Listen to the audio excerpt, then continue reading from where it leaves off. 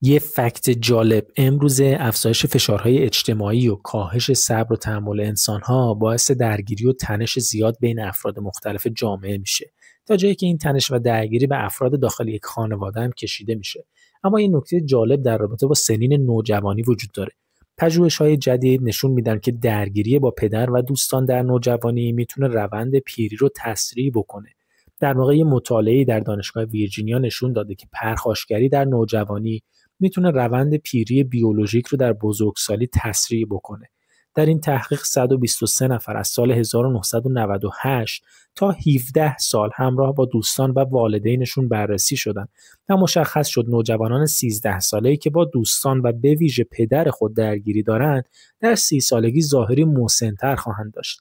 این نتایج برای هر دو جنس هم یکسانه و با شاخص‌های مختلفی شامل کلسترول و فشار و قند خون ارزیابی شده.